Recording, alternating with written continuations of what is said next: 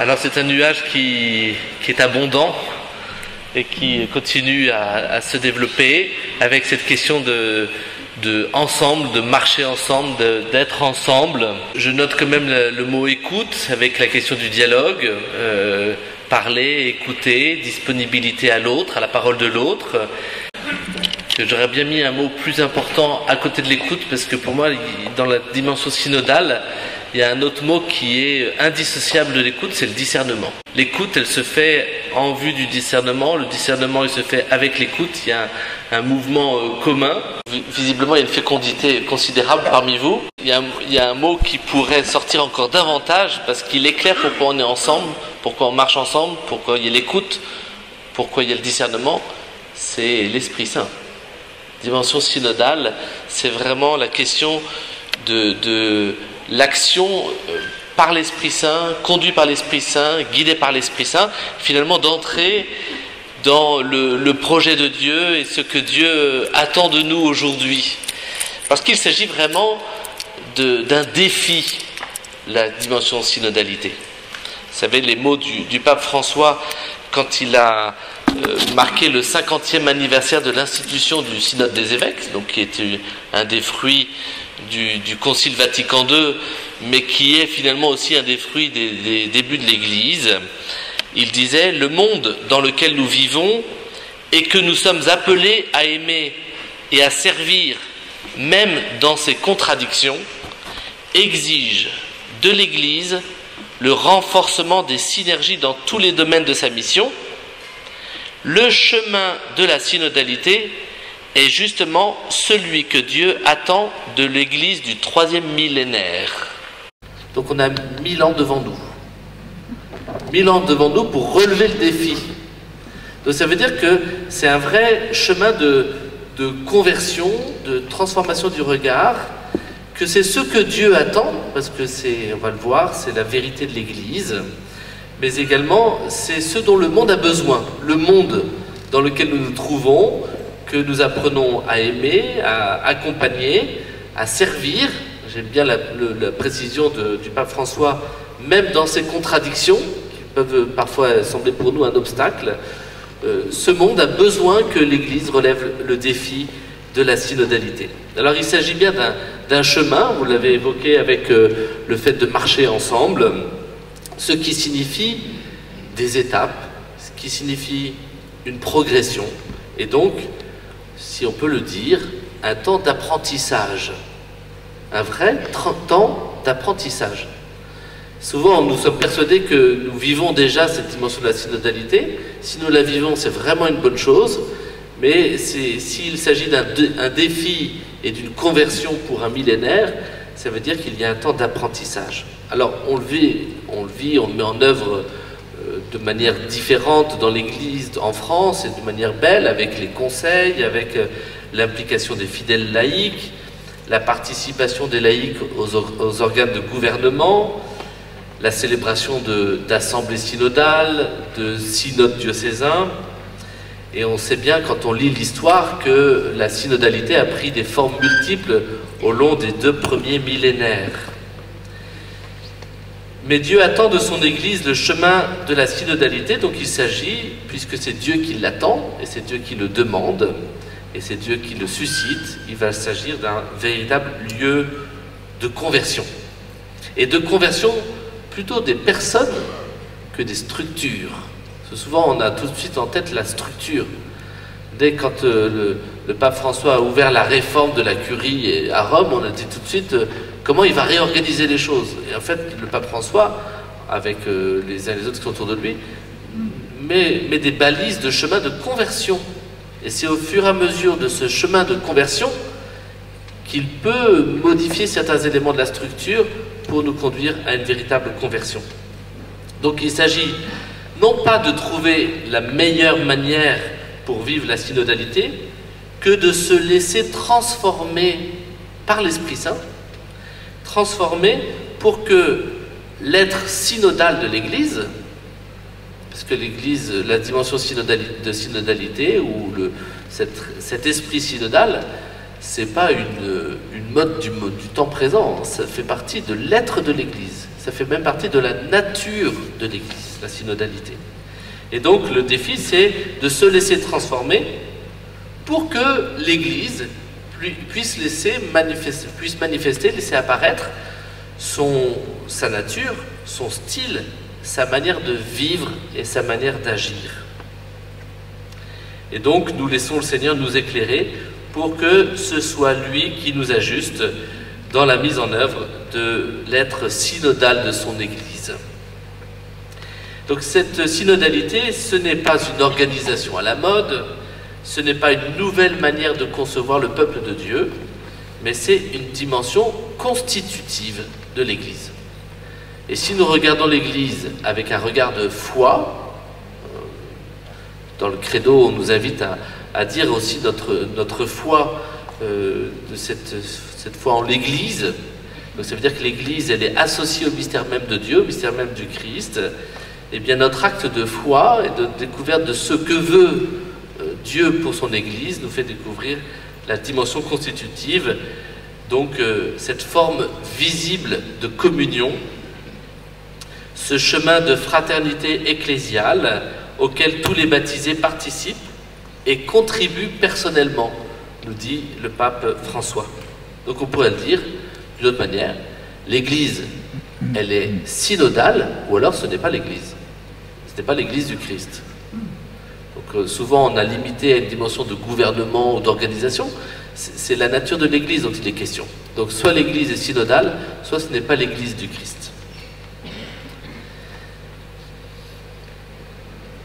Le pape François aime à dire souvent que les baptisés sont tous des synodoïs. C'est-à-dire, il le traduit, des amis qui accompagnent le Seigneur sur son chemin.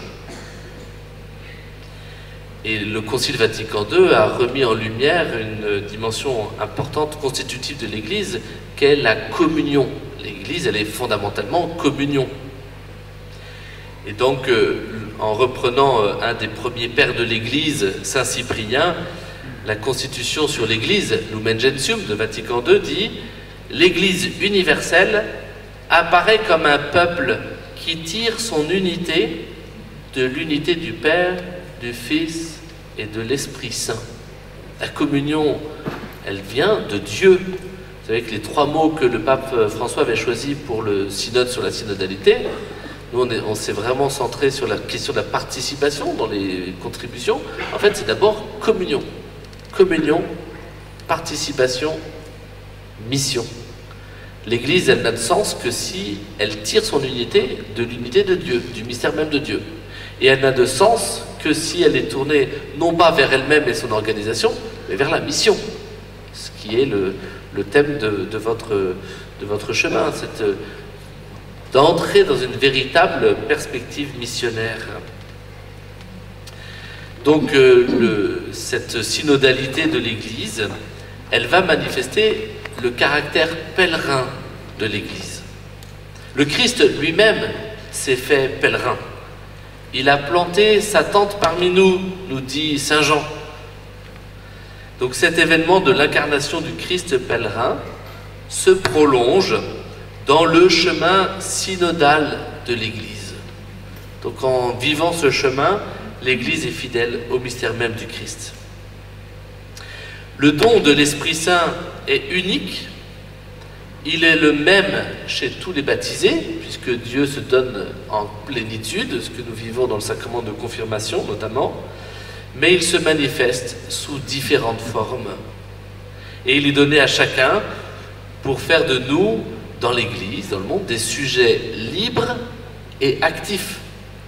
Si nous croyons que l'Esprit Saint est donné en plénitude à la confirmation, c'est lui qui va susciter la liberté de chacun de ceux qui ont reçu ce don et la dimension de participation active à la vie de l'Église. En puisant dans la communion de l'Église, chacun est appelé à participer à la vie de l'Église en tant que sujet actif. Non pas d'une manière anarchique, parce que l'Église, elle est organisée. Elle est organisée telle que le Christ lui-même a voulu l'organiser. Et donc, cette Église, qui est mue par l'Esprit Saint, est appelée à coordonner la participation de chacun, de tous, selon la vocation de chacun et avec l'autorité conférée par le Christ au collège des évêques, avec le pape à sa tête. Donc parfois, ça c'est la Commission théologique internationale qui a publié une présentation très claire sur la synodalité en 2018 et qui nous rappelle voilà, que cette Église, elle est organisée, elle est mue par l'Esprit Saint, mais elle est organisée. Et dans cette Église, tous les baptisés sont habilités et appelés à être des disciples missionnaires. Et cet appel à la conversion qui est lancé à l'Église aujourd'hui, eh bien, emprunte ce chemin de la synodalité et avec ce défi d'intensifier la collaboration et la collaboration mutuelle de tous. J'ai vu que pour pouvoir participer pleinement à votre travail de ce matin, ceux qui n'avaient pas de téléphone, ils étaient obligés de profiter de la solidarité des voisins. Voilà. Eh bien, cette solidarité, ça fait partie aussi pas simplement des valeurs, mais de ce qui dit la vérité de l'Église. Donc la synodalité devient le chemin de la fraternité ecclésiale auquel tous les baptisés participent et contribuent personnellement. La puissance du Seigneur ressuscité, c'est lui qui conduit l'Église, qui veut l'Église, elle s'exprime dans l'Église à travers la diversité des dons spirituels, à travers la diversité des charismes. L'Esprit Saint distribue ses dons spirituels en vue du bien commun. Vous savez qu'une des clés de discernement d'un charisme, c'est s'il est au service du bien commun. S'il est au service juste de la personne, de son bien personnel, c'est pas ce qu'on appelle un charisme. Un charisme, il est au service de l'ensemble. Et ces dons que l'Esprit donne n'ont de sens que dans la communion. Et la synodalité dans l'Église, elle exige de chercher l'harmonie des charismes, des vocations, l'harmonie des ministères, pour accroître les co-responsabilités pour le bien commun et pour la sainteté de l'Église.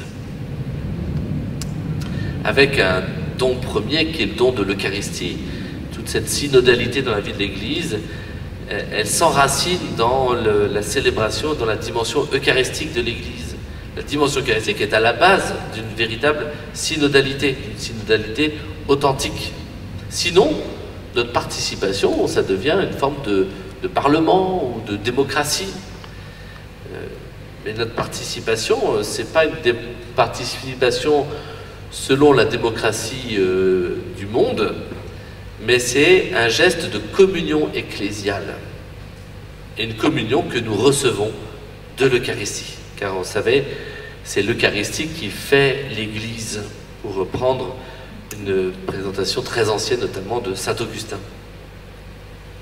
Et cette invitation à puiser dans l'Eucharistie pour vivre la synodalité, c'est pour aussi permettre à l'Église un véritable renouvellement.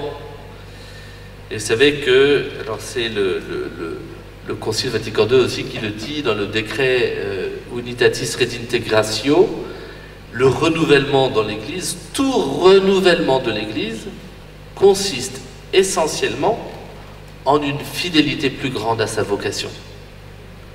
Une fidélité plus grande à sa vocation. Ce n'est pas d'apporter des choses nouvelles, ce n'est pas de changer l'Église, c'est de donner à l'Église de retrouver une plus grande fidélité à sa vocation, et donc à ce que Dieu attend d'elle. Il n'est pas forcément facile de traduire le mot synode. Alors, vous garderez sans doute le nuage de mots qui déploie le mot synode dans de multiples images et de multiples évocations. On peut préciser notamment ce que n'est pas le synode. Et ce qu'il n'est pas, c'est une dimension démocratique. On est un peu trompé parce que parfois on va faire des votes dans l'Église. Et nous, on va vite penser le vote tel qu'on le vit dans la société, avec une dimension de... Voilà, on va voir quel est le mouvement majoritaire. Mais l'Esprit Saint ne fonctionne pas avec le mouvement majoritaire. L'Esprit Saint peut susciter une parole très lumineuse d'une seule petite voix. Et notre histoire de l'Église nous rappelle de manière étonnante ces petites voix.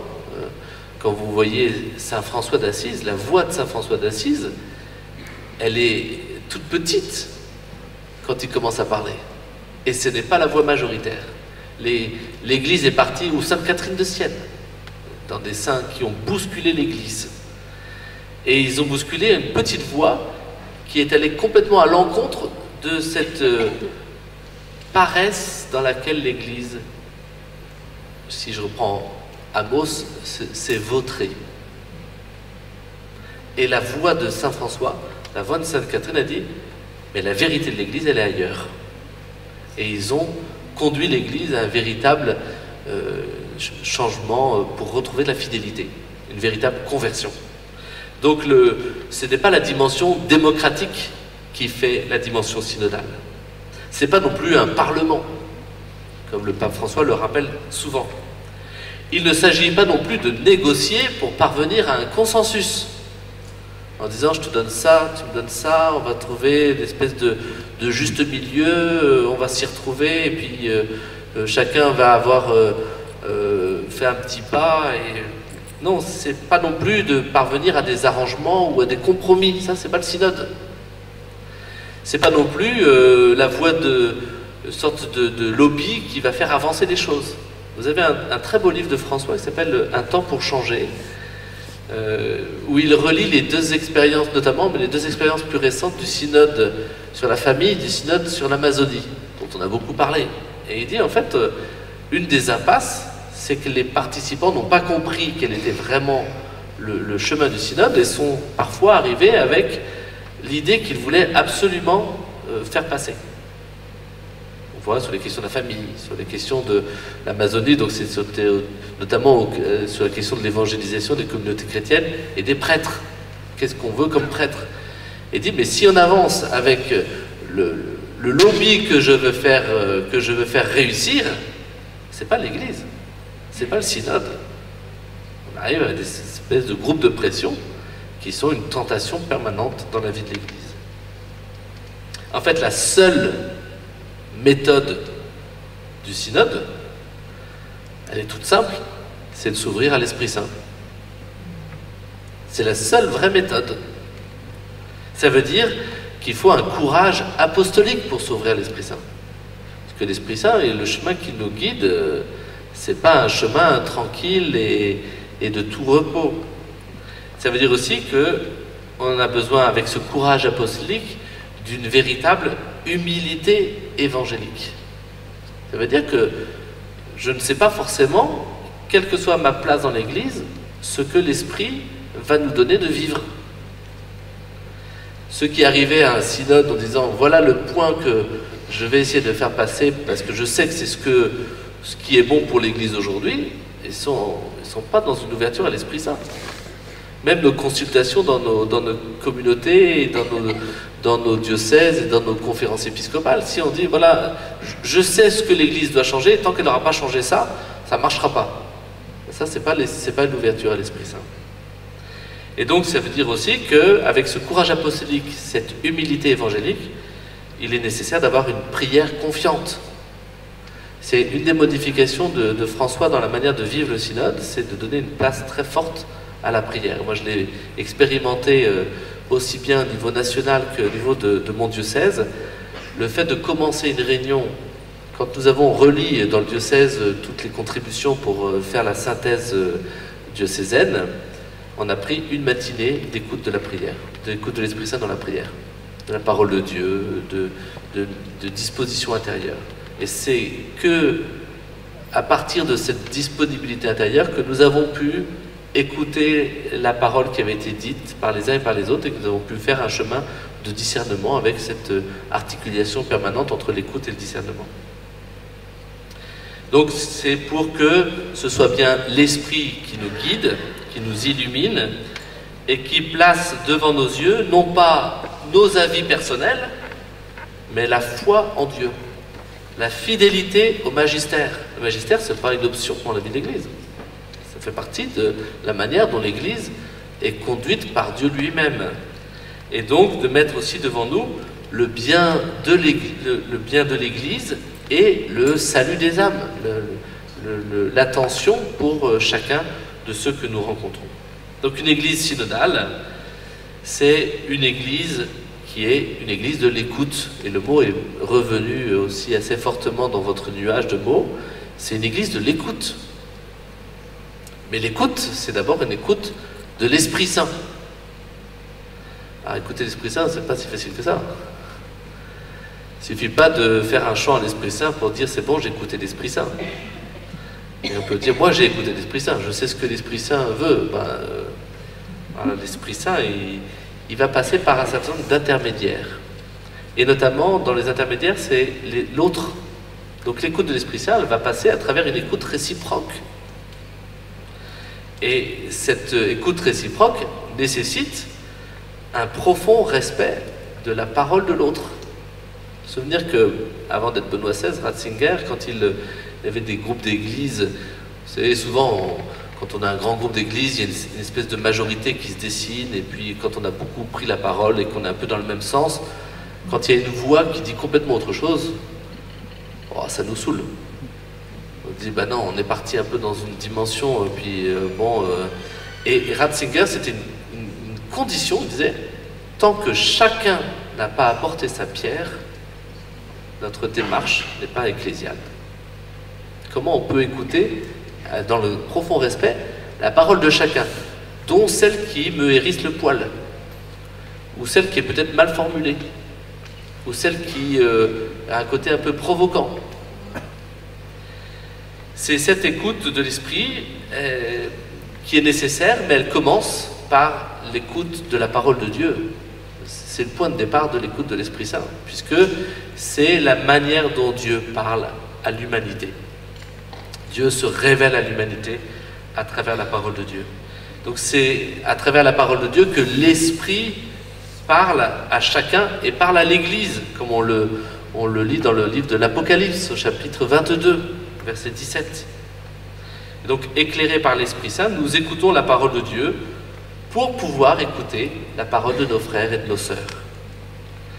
Donc, en nous laissant conduire par l'Esprit Saint, nous pouvons accueillir la parole de l'autre, parce que chacun a quelque chose à apprendre, à recevoir. Donc, une écoute aussi en fonction de la mission de chacun. L'écoute du peuple de Dieu, selon ce grand principe de l'Église des premiers siècles, ce qui concerne tous doit être examiné par tous. Mais aussi l'écoute des pasteurs, parce que dans l'Église étant organisée, les pasteurs ont aussi une mission, un charisme, on appelle un charisme hiérarchique, qui leur est donné, et qu'ils exercent aussi dans la vie de l'Église et dans cette Église synodale. Donc avec aussi les évêques, qui sont les authentiques gardiens, interprètes et témoins de la foi, et qui doivent discerner avec attention parmi les mouvements souvent changeants de l'opinion publique. Parfois on bouscule toujours. Dans le journal La Croix, il n'y avait pas très longtemps, c'était Arnaud Joie-Lambert qui disait mais il faut que les évêques prennent la parole et qu'ils disent que les servantes d'assemblée, c'est pas possible. Vous savez, c'est des débats actuellement. Le théologien, là, il a pris la place du pasteur. C'est à l'évêque de se dire, est-ce qu'une parole va être au service de la communion? Est-ce qu'elle va faire grandir? À quel moment elle est nécessaire? Et quelle forme de la parole? Ça, c'est la mission du pasteur. Et la mission du théologien, elle est différente. Elle va chercher, elle va éclairer, elle va donner des points de repère, elle va éclairer la parole ensuite de l'évêque. Mais chacun a sa place, en fait, dans l'Église. L'Église synodale, c'est pas une espèce de fourre-tout qui va dans tous les sens. Parce que l'Église, c'est celle du Christ. Et l'Église, elle a été organisée par le Christ lui-même. Donc la bonne attitude synodale, c'est cette disponibilité à l'action de l'Esprit Saint, à sa présence. Nous écoutons l'autre en étant attentifs à ce que l'Esprit nous communique à travers la parole de l'autre. Ça ne veut pas dire que tout ce que dit l'autre est juste, hein, bien sûr. Mais quand écouter l'autre dans une attitude spirituelle, l'Esprit Saint, c'est qu'est-ce que l'Esprit peut me dire alors que l'autre me dit quelque chose. À mes yeux, il y a une question de foi. C'est-à-dire que si nous croyons que nous sommes habités par l'Esprit Saint, qu'à travers le baptême et la confirmation, nous avons reçu l'Esprit Saint en plénitude, ça veut dire que l'Esprit Saint agit dans le cœur de l'autre. Et l'Esprit Saint agit aussi à travers la compréhension du mystère de Dieu et de son œuvre et du royaume de Dieu qui est présent parmi nous et du royaume de Dieu qui va bientôt venir. Donc il y a quelque chose de l'ordre de la foi en disant je peux accueillir dans la parole de l'autre ce que l'Esprit peut me donner, me transmettre. Et c'est comme ça que dans l'organisation du synode, avec cette dimension spirituelle, le pape François a aussi placé des temps de silence. Donc quand c'est quelqu'un qui parle, moi j'avais assisté au synode sur l'Asie en 98, comme secrétaire du secrétaire du secrétaire du secrétaire du secrétaire du secrétariat, voilà, petite main. Mais ce qui m'avait marqué, c'est que les interventions des évêques de ce grand continent se succédaient les unes les autres. Dans la matinée, avant la pause, après la pause, voilà. Et le pape François a dit, mais non, quand il y a une parole, après on prend un temps de silence. Qu'est-ce que je reçois de l'Esprit Saint dans la parole qui m'a été donnée?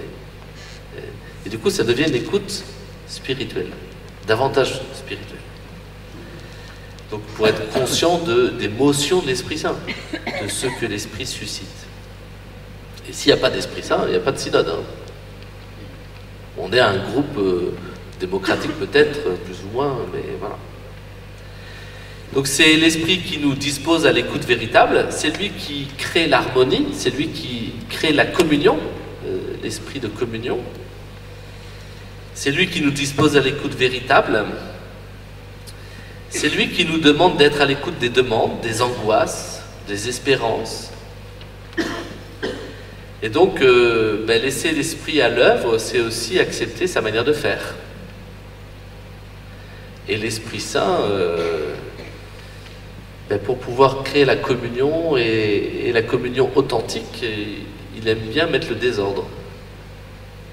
À nous qui aimons bien que tout soit bien cadré, le désordre de l'Esprit Saint, ça nous déstabilise beaucoup en fait. Et c'est Saint Basile de Césarée, un des premiers pères de l'Église, des grands pères de l'Église, Saint Basile, qui disait que l'Esprit Saint met du désordre avant de créer l'harmonie. Et quand vous lisez les Actes des Apôtres, vous voyez que c'est ce qui se passe page après page dans les débuts de l'Église. Et donc Benoît XVI l'exprimait ainsi, être vraiment synodal, c'est avancer dans l'harmonie sous l'impulsion de l'Esprit Saint. Avancer dans l'harmonie sous l'impulsion de l'Esprit Saint. Donc pour être mu par l'Esprit, il faut rechercher la parésia, vous savez, cette parole franche, la franchise, le parler vrai, le parler juste. Pas parce que j'ai envie de dire quelque chose qu'il faut forcément que je le dise, hein. Mais ce courage dans la franchise. Ça nécessite aussi la confiance. Le mot est un peu revenu dans le nuage de mots. La confiance, elle est nécessaire, elle est première pour l'attitude synodale et la dimension synodale. La confiance, la franchise, le courage, afin d'entrer dans l'horizon de Dieu, dans ce que Dieu veut pour nous. Donc laisser réellement la place au souffle de l'Esprit Saint exige aussi de ne pas avoir la présomption de tout savoir à l'avance, ce que je disais un petit peu avant. Et bien sûr, une attitude première qui est l'humilité. Parce que ça veut dire que je peux accueillir quelque chose qui me déstabilise, que je n'avais pas imaginé. En sachant que l'Esprit Saint, il ne s'impose pas. Il entre avec douceur, une espèce de discrétion étonnante de l'Esprit Saint dans nos vies. Alors, arriver avec des certitudes, une pensée fermée, aboutie, assurée, ne laisse pas de place à l'Esprit Saint. Avec cette écoute, la démarche synodale comprend aussi le discernement spirituel effectif. Et ce discernement, il est fait par l'ensemble des membres du peuple de Dieu. Et c'est parce qu'ils ont reçu, chacun d'entre nous avons reçu la grâce de l'Esprit Saint au moment de la confirmation que nous pouvons participer au discernement comme à la mise en œuvre des chemins de cette chemin de la mission qui peuvent être découverts lors de l'itinéraire synodal. Et ce discernement, il est donc ecclésial, il est communautaire, avec toujours l'Église organisée, communion hiérarchiquement organisée.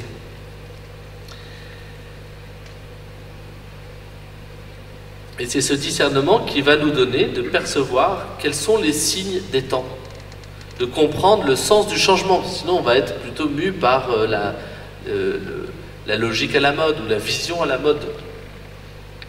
Détecter les mouvements qui reflètent les valeurs du royaume de Dieu et de discerner aussi les mouvements qui s'y opposent. Quels sont les éléments qui vont empêcher le royaume de Dieu? Et ce discernement spirituel, il ne peut se faire que dans la prière, puisqu'il est spirituel, dans la méditation, dans la réflexion, dans l'étude, qui est nécessaire pour écouter la voix de l'Esprit Saint, avec un dialogue sincère, serein, objectif, les uns avec les autres. Et dans ce chemin d'écoute et de discernement, on peut et on va rencontrer des oppositions, des obstacles. Mais n'ayons pas peur d'affronter nos désaccords pour aller au-delà de nos oppositions, au-delà de nos polarisations. Puisqu'il s'agit de l'action de l'Esprit Saint, nous savons que le malin va être à l'œuvre. Ne nous faisons pas illusion. Le diviseur sera présent. Donc le diviseur va empêcher. Et donc, il va vouloir faire obstacle à l'action de l'Esprit Saint. Et l'Esprit Saint, lui, il va transformer nos visions différentes et va nous conduire au-delà de nos contrapositions, dans une tension qui va apparaître féconde et créative. Donc, n'ayons pas peur de nos désaccords dans la vie de l'Église.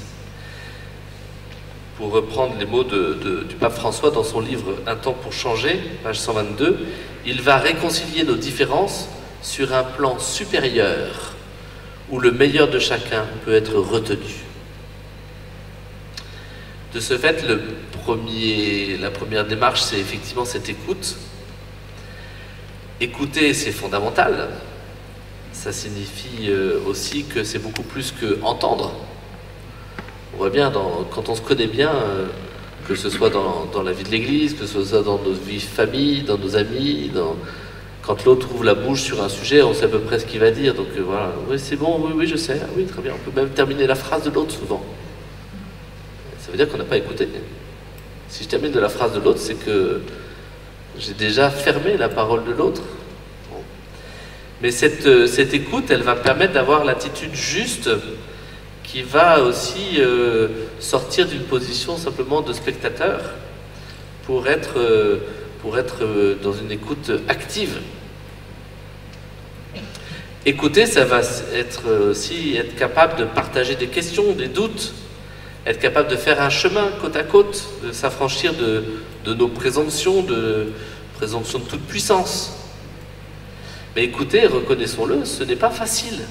C'est pas facile. Il est beaucoup plus confortable de faire le sourd. Parce que écouter, ça signifie prêter attention. Ça signifie avoir le désir de comprendre, avoir le désir de valoriser la parole de l'autre, de respecter, de garder la parole de l'autre. Et il y a une sorte de martyre dans l'écoute. Parce qu'on va accepter qu'une parole autre vienne à notre rencontre et vienne bousculer notre vision intérieure. Donc c'est une sorte de sacrifice de soi-même. Et dans la vie de l'Église, c'est un des vrais défis pour être conduit par l'Esprit Saint. Et c'est un peu le geste qui a été accompli par Moïse au tout début devant le buisson ardent, chapitre 3 du livre de l'Exode, quand il retire ses sandales sur la terre sainte de Dieu. Il découvre que Dieu est présent et Dieu lui demande de retirer ses sandales pour rentrer avec respect dans la terre qui est celle de Dieu. Donc l'écoute, il y a quelque chose de retirer ses sandales sur la terre sainte de la rencontre avec l'autre, et avec l'autre qui me parle. L'Écriture commence toujours par l'écoute. Shema Israël, dans le Deutéronome, chapitre 6, c'est le commandement fondamental, c'est le commandement qui revient sans cesse dans l'Écriture. Écoute. Et saint Paul ira jusqu'à dire dans la lettre aux Romains, au chapitre 10, le verset 17, que la foi, elle vient de l'écoute. La foi, elle vient de l'écoute. Elle ne vient pas de nos convictions, elle vient de l'écoute. Ça veut dire que l'initiative revient à Dieu, c'est lui qui nous parle, et puis ensuite c'est à lui que nous répondons. Et nous répondons en l'écoutant.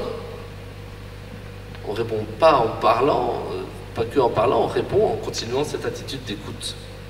Cette écoute, c'est le style humble de Dieu, parce que Dieu lui-même est à l'écoute de son peuple, de l'humanité. C'est cette action qui permet à Dieu de se révéler comme celui qui, en parlant, crée l'homme. Il dit, et cela fut. Et en l'écoutant, il le reconnaît comme son interlocuteur. Dieu aime l'homme et c'est pourquoi il lui adresse la parole, c'est pourquoi il tend l'oreille pour l'écouter.